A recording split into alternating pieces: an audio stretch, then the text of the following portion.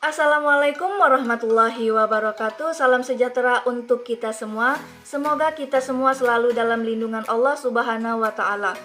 Halo teman-teman, di sini saya Sri Haryati dengan NIM 2003020047 dan teman saya Erlin Septiani dengan NIM 2003020049. Kami akan mempresentasikan hasil kerja kami pada mata kuliah evaluasi pembelajaran matematika dengan dosen pengampu Ibu Marianti Elvi. Baiklah, langsung saja kita simak penjelasannya. Pengembangan instrumen tes dan non-tes itu terdapat 3 pembahasan, yaitu yang pertama pengembangan instrumen, yang kedua analisis instrumen, dan yang ketiga kesimpulan.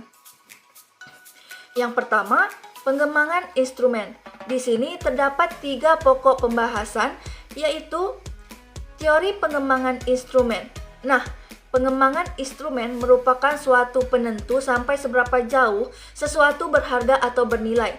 Dalam perencanaan dan pelaksanaan pengembangan instrumen, penelitian belajar sangat penting dan ikut menentukan mutu belajar ketika instrumen disusun atau diciptakan.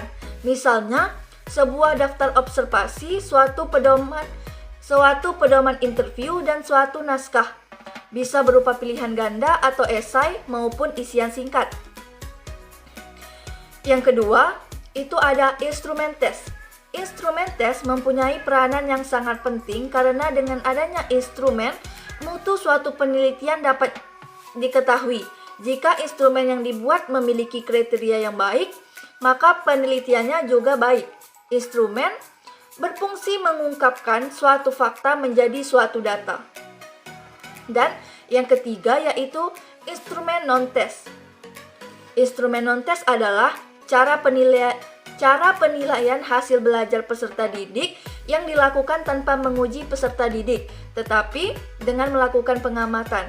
Macam-macam instrumen non-tes adalah observasi, wawancara, skala sikap, daftar cek, angket, studi kasus, sosiometri, inventory, kepribadian teknik, dan pemberian penghargaan kepada peserta didik.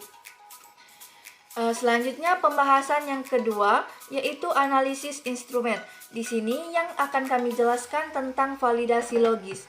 Validasi logis pada suatu instrumen evaluasi mengarah kepada kondisi bagi sebuah instrumen yang memenuhi persyaratan valid. Agar didapatkan hasil yang valid, maka dalam menguji dan melakukan validasi kami meminta bantuan dari 2 validator, yaitu Ibu Anggi Sugesti SPD dan Bapak Yusuf Ahmadi SPD. Berdasarkan hasil validasi dari 2 validator, maka diperoleh beberapa hal terkait instrumen yang telah kami buat. Nah, beberapa perbaikan pada instrumen tes. Yang pertama yaitu kurangnya stimulus pada soal dan konsistensi penulisan yang tidak baku. Alternatif jawaban pada pilihan ganda nomor 4 itu tidak sesuai. Nomor 5 pada pilihan ganda jawabannya juga tidak homogen.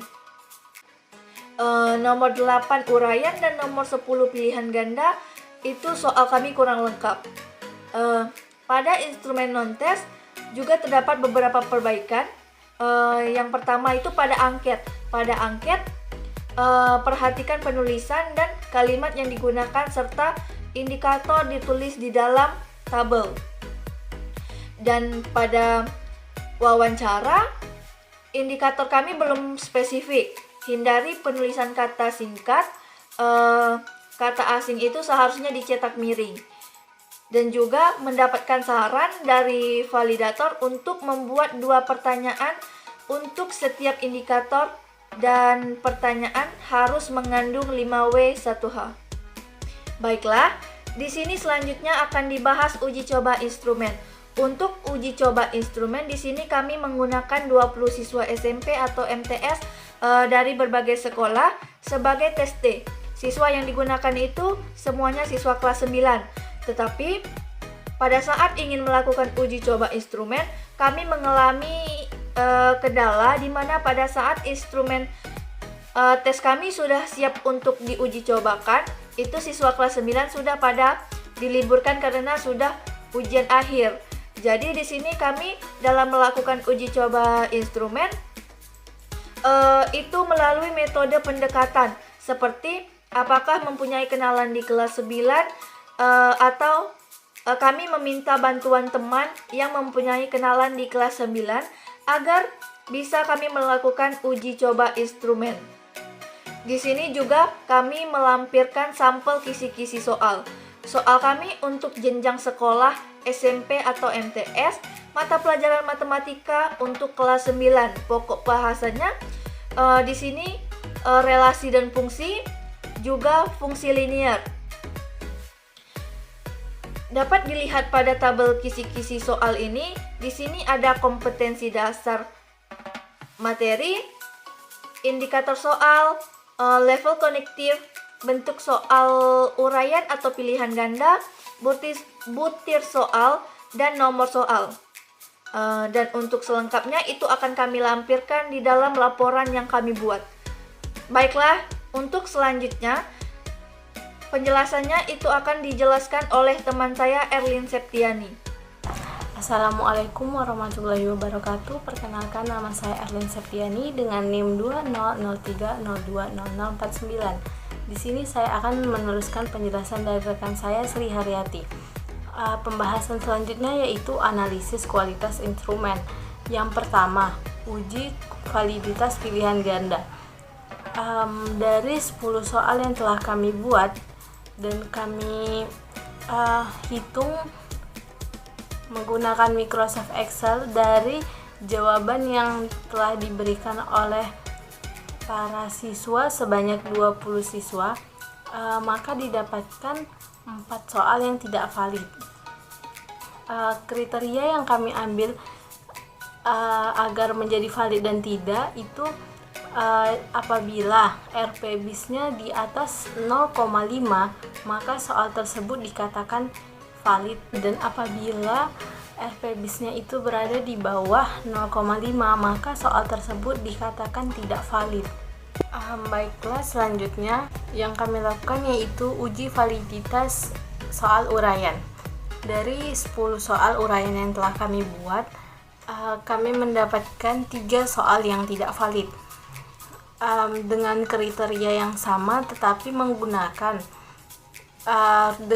apabila R-tab lebih besar daripada R hitung, maka soal tersebut dikatakan tidak valid. Sedangkan apabila R-tab lebih kecil daripada R hitung, maka soal tersebut dikatakan valid. Jadi dari 10 soal yang kami buat terdapat 3 soal yang tidak valid dan 7 soal yang valid. Dapat disimpulkan bahwa dari 20 soal yang kami buat terdapat 7 soal yang tidak valid dan 13 soal yang valid.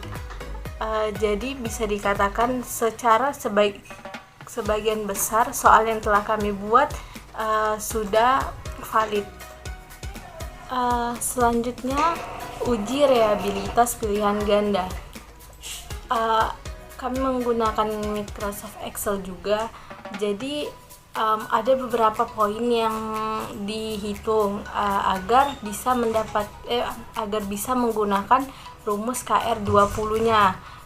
Rumus KR20 itu digunakan untuk menghitung reliabilitas dari soal yang telah dibuat. Dan dari 10 soal pilihan ganda yang kami buat, setelah dihitung KR20-nya didapatkan 0,752. Dan dengan kriteria tersebut status reliable yang kami buat itu sudah reliabilitas tinggi, karena indeks kriteria reliabilitas tinggi itu berada di atas 0,7. Selanjutnya, uji reliabilitas uraian. Uji reliabilitas uraian ini kami juga menggunakan Microsoft Excel dengan rumus yang sedikit berbeda dengan uji reliabilitas pilihan ganda. Kami menghitung varian setiap butirnya, lalu menghitung standar deviasi dan sebagainya, dan didapatkan status reliabilitas dari soal uraian yang kami buat itu termasuk dalam kategori sangat tinggi karena didapatkan indeksnya 0,902. Baiklah, setelahnya daya beda. Pertama kan menghitung daya beda pilihan ganda. Dapat dilihat seperti yang sudah ditampilkan. Ada beberapa kriteria yang kami dapatkan dari 10 tes T. Kami mengurutkan nilai atau skor tes T dari yang terbesar menjadi terkecil dan menjadikannya bagian terbesar itu sebagai kelompok atas dan bagian terkecil itu sebagai bagian bawah. Daya beda ini menggunakan 4 kriteria. Yang pertama, daya beda termasuk jelek apabila daya bedanya kurang dari 20. Dikatakan cukup apabila daya beda berada di antara nilai 20 sampai 40. Selanjutnya, daya beda dikatakan baik apabila berada di antara 40 sampai 70. Dan daya beda dikatakan baik sekali apabila berada di antara 70 sampai 100.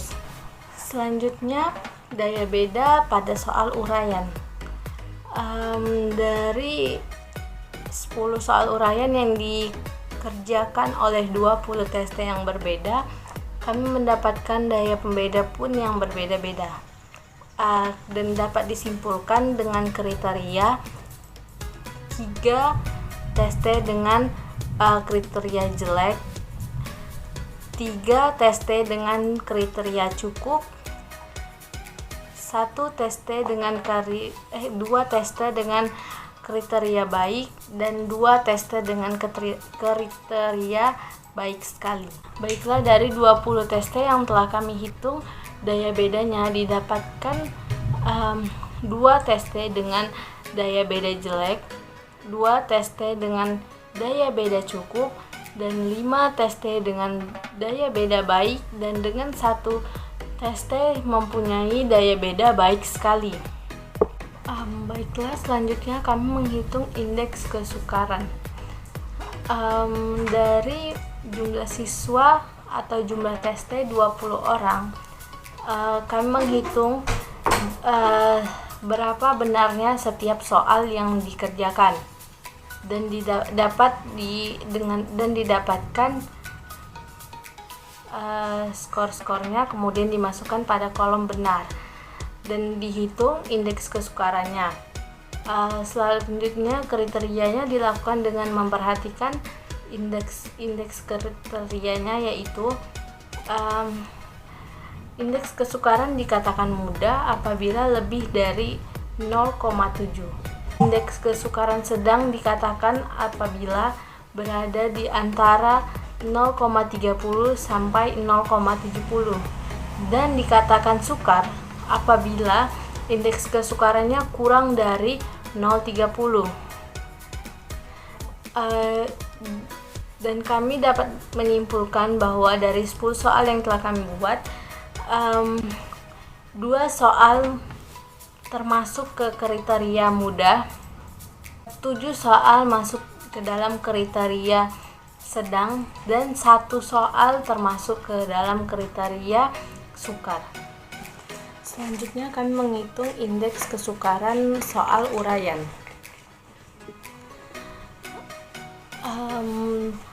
Kami juga membagi menjadi 2 bagian, kelompok atas dan kelompok bawah.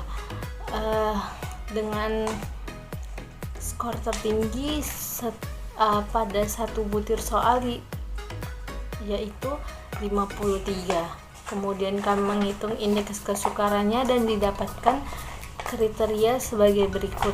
Yang pertama, soal yang termasuk ke dalam kriteria sedang itu ada 3 soal, dan soal yang termasuk kepada kriteria sukar itu ada 3 soal. Jadi karena dari keseluruhan soal yang telah kami buat ada 20 soal dan terdapat lebih banyak soal sedang, jadi bisa dikatakan soal yang telah kami buat itu sudah proporsional. Baiklah, sekian dari saya. Selanjutnya akan dijelaskan kembali oleh rekan saya Sri Haryati. Saya akhiri, assalamualaikum warahmatullahi wabarakatuh. Baiklah, di sini saya akan melanjutkan lagi penjelasan dari teman saya Erlin Septiani itu tentang efektivitas option. Dapat kita lihat pada tabel yang telah kami buat, itu pada nomor 1, untuk efektivitas option, kunci jawaban kami mendapat persentase 25%, di mana dapat disimpulkan bahwa kunci jawaban kami itu cukup efektif sebagai option kunci. Dan untuk pengecohnya pada nomor 1, itu pada option A, B, dan E sebagai pengecoh berfungsi kurang efektif karena memilih kelompok atas lebih banyak daripada kelompok bawah. Sedangkan option D sebagai pengecoh itu berfungsi efektif karena memiliki kelompok atas lebih sedikit dibandingkan kelompok bawah. Bila kita lihat pada panduan bahwa keefektifannya di bawah 25%, maka soal tersebut sukar atau kunci jawaban tersebut kurang efektif. Tetapi jika besar sama dengan 25% dan kecil sama dengan 75%, maka kunci jawaban tersebut bisa dikatakan sedang atau cukup efektif. Dan jika besar dari 75%, maka kunci jawaban tersebut sangat mudah atau efektif. Dan jadi untuk nomor 2 sampai nomor 10 bisa kita simpulkan bahwa kunci jawabannya cukup efektif. Baiklah, telah masuk kita kepada pembahasan yang terakhir, yaitu kesimpulan. Dari semua yang telah kita bahas tadi, maka dapat kita simpulkan yang pertama itu berdasarkan hasil uji validitas pada soal pilihan ganda terdapat 4 soal tidak valid dan pada uraian terdapat 3 soal tidak valid. Yang kedua, tingkat kesukaran soal yang dibuat termasuk kategori sedang. Yang ketiga, instrumen tes soal pilihan ganda dan uraian memiliki daya reliabilitas yang tinggi. Keempat, hasil uji tingkat kesukaran pilihan ganda terdapat 2 soal kriteria mudah, 7 soal kriteria sedang, dan 1 soal kriteria sukar. Dan pada uraian terdapat 7 soal kriteria sedang dan 3 soal kriteria sukar. Dan yang terakhir, untuk hasil efektivitas option dari nomor 1 sampai nomor 10, option kunci jawaban memiliki persentase di antara 25% dan kecil dari 75%, sehingga untuk efektivitas kunci jawaban itu bisa dikatakan cukup efektif. Baiklah, karena telah selesai kami menjelaskan tentang pengembangan instrumen tes dan non-tes, maka kami akhiri dengan wabillahi taufiq wal hidayah. Wassalamualaikum warahmatullahi wabarakatuh.